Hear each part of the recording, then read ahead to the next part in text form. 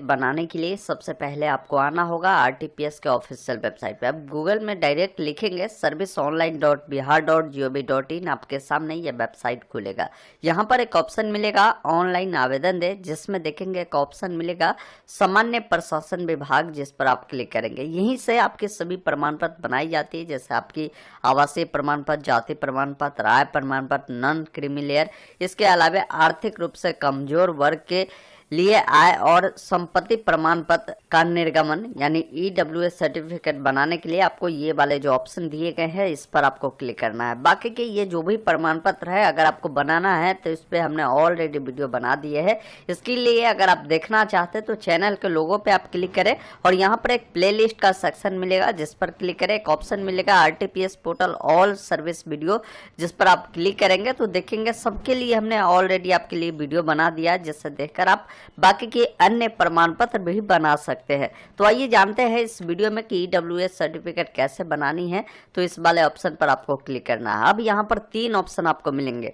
पहला ऑप्शन है कि अंचल स्तर से बनाना चाहते हैं या अनुमंडल स्तर से या जिला स्तर से, तो ये आपको बताना होगा। जो भी स्तर से बनाना है उससे जब आप चयन करेंगे, फर्स्ट टाइम आपको अंचल स्तर से बनाना होता है, उसके बाद ही आपको आगे वाली स्तर से आपकी प्रमाण पत्र बनाई जाती है। सबसे पहले प्रमाण पत्र जो भी आपकी जारी होगी इसका लैंग्वेज आप यहाँ से हिंदी इंग्लिश चुन सकते हैं।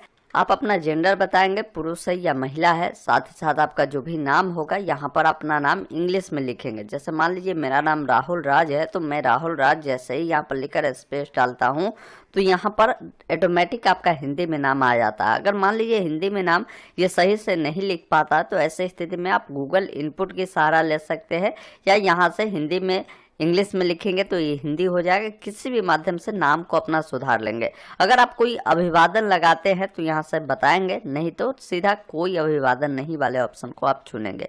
बाकी नीचे जब आप आएंगे कैलेंडर मिलता है, डेट ऑफ बर्थ आपकी जो भी होगी पहले यहाँ से ईयर जो मंथ है और जो डेट है उससे आप इस प्रकार चयन करेंगे। आपके पास आधार कार्ड नंबर है तो यहाँ पर डाल सकते हैं। डालेंगे तो इन बातों को ध्यान रखेंगे, आपके आधार से मोबाइल नंबर लिंक होना जरूरी है, अन्यथा इस ऑप्शन को आप छोड़ेंगे।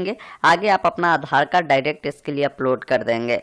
अब यहाँ पर आपसे आवासीय पता पूछी जाती है तो यहाँ पर आपको बिहार का ऑप्शन मिलेगा। साथ ही साथ आप जिस भी जिला से बिलोंग करते हैं उससे बताएंगे, अनुमंडल आपका कौन सा है उससे बताएंगे, और कौन सा ब्लॉक आपका पड़ता है उससे बताएंगे। यहाँ पर स्थानीय निकाय का प्रकार बताना है, मतलब आप जहाँ भी बिलोंग करते हैं वो ग्राम पंचायत में आता है या नगर निगम में आता है या नगर परिषद में आता है या नगर पंचायत में आता है। आप अपने अनुसार इसे चयन करेंगे, आपकी वार्ड नंबर जो भी होगी उससे बताएंगे। साथ ही साथ आपका जो पंचायत होगा पंचायत आप यहाँ से चयन करेंगे। आपका जो भी विलेज होगा विलेज आप यहाँ पर आप लिखेंगे। इंग्लिश लिखने के बाद जैसे ही आप स्पेस डालेंगे तो ये आपका हिंदी आ जाता है। अगर नहीं आए तो आप चाहे तो हिंदी में लिखना तो गूगल इनपुट के सहारा से इससे भी हिंदी में लिख सकते हैं। साथ ही साथ आपका जो भी पोस्ट ऑफिस होगा उससे भी आप यहाँ पर लिखेंगे। फिर आपका जो थाना होगा थाना आप यहाँ से चयन करेंगे। बाकी पिन कोड अपना बताएंगे। और अगर होल्डिंग नंबर है, ये होल्डिंग नंबर जो लोग शहरी क्षेत्र वाले होते हैं उनके लिए होता है, ये भी सर्कल नंबर उन्हीं के लिए होता है, आप पर नहीं लागू होता, तो इससे आप छोड़ सकते हैं।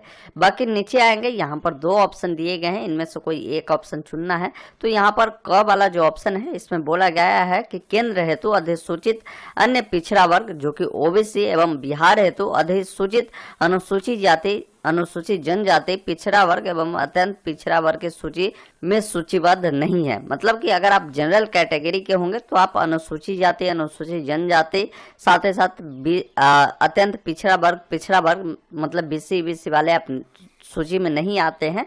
फर्स्ट ऑप्शन को आपको चुन देना है। बाकी नीचे जब आप आएंगे तो जाति आपको बतानी है। तो अब यहाँ पर समझने वाली बात है कि जो ये ईडब्ल्यूएस सर्टिफिकेट बनेगा इन्हीं जाति के लोगों का बनेगा। इसके अलावा अन्य जाति से होंगे तो आपका ईडब्ल्यूएस सर्टिफिकेट नहीं बनेगा, क्योंकि यही लोग जो है जनरल के तहत यानी अनरिजर्व के तहत आते हैं, जिसमें ब्राह्मण, राजपूत, भूमिहार, कायस्थ, शेख इस प्रकार के कैंडिडेट आते हैं। तो आप अपने अनुसार यहाँ से जाति को चयन करेंगे। बाकी पिताजी का नाम डालेंगे, पिताजी का नाम हिंदी में आ जाएगा। माताजी का नाम डालेंगे, यहाँ हिंदी में आएगा।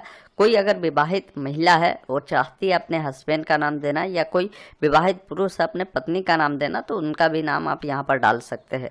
बाकी यहाँ पर आपको एक मोबाइल नंबर डालना होगा। मोबाइल नंबर डालना जरूरी इसलिए होता है कि जब भी आपकी प्रमाण पत्र बन जाती है तो इसी मोबाइल नंबर पर सूचित कर दिया जाता है और लिंक भी भेज दिया जाता है। ईमेल आईडी आपको डालना है, एक फोटो आपको अपलोड करना है। ध्यान रखें, फोटो आपका सेल्फ अटेस्टेड होनी चाहिए। सेल्फ अटेस्टेड का मतलब होता है कि फोटो के नीचे आपका साइन होना जरूरी है, उस फोटो को अपलोड करें। साथ ही साथ परिवार का जो भी कुल इनकम होगा पारिवारिक कुल मिलाकर वो आप बताएंगे कि 1 लाख या 90,000 95,000 जो भी है आप यहाँ पर डालेंगे। लेकिन लगाते हैं तो ध्यान रखें, इसके लिए आपको एक प्रूफ भी दिखानी होती है। इनकम सर्टिफिकेट आप जरूर अपने पास रखें और जो इनकम सर्टिफिकेट पे दिया हुआ वही आप यहाँ पर बताएं। अब जब आप नीचे आएंगे तो यहाँ पर देखेंगे कुछ घोषणा आपसे दिलवाई जाती है, जिसमें आपको बताना होगा कि आपके पास 5 एकड़ कृषि योग्य भूमि अथवा इससे ऊपर नहीं है। साथ ही साथ 2 नंबर में बताया गया कि 1000 वर्ग फुट या उससे अधिक क्षेत्रफल में आवासीय फ्लैट आपकी नहीं है। 3 नंबर में बताया गया कि अधिसूचित नगर पालिका के अंतर्गत 100 गज तथा इससे अधिक का आवासीय भूखंड नहीं है। उसके अलावा 4 नंबर में बताया गया है कि अधिसूचित नगर पालिका के स्तर 200 वर्ग गज अथवा इससे अधिक आवासीय भूखंड नहीं होगा। ये सब अगर आप घोषणा देते हैं, इस प्रकार के अगर आप कैंडिडेट होंगे तभी आपका EWS सर्टिफिकेट बन पाएगा। बाकी यहाँ से आई एग्री करेंगे। इस कैप्चा कोड को फिल करना है, एक ऑप्शन सबमिट का मिलता है जिस पर क्लिक करना है। अब यहाँ पर आपने जो भी जानकारी फिल किया है उन तमाम जानकारी का एक बार प्रीव्यू आता है। एक बार पूरी जानकारी आप जरूर देखें कि आपने जो जानकारी दिया है वो सही है। नीचे आएंगे, अगर सारी जानकारी अगर आपका सही पाया जाता है तो एक ऑप्शन मिलता है अटैच इनरक्चर का, जिस पर आप क्लिक करेंगे।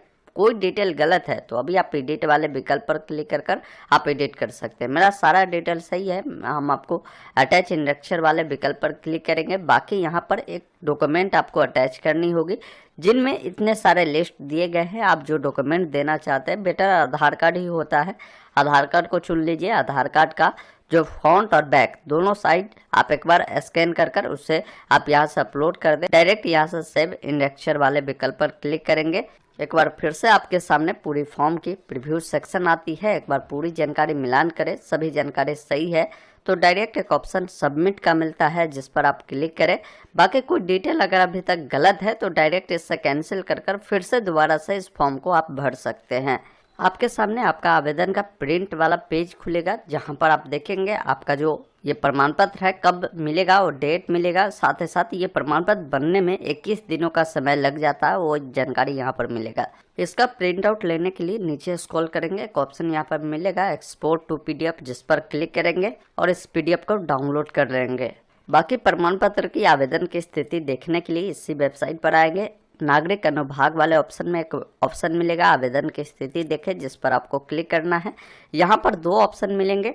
पहला, आप अपना एप्लीकेशन रेफरेंस नंबर के थ्रू या OTP के थ्रू देखना चाहते हैं तो इस ऑप्शन को चुनें। अपना जो भी आवेदन रेफरेंस संख्या मिला होगा जैसे BICC करके उससे फिल करें।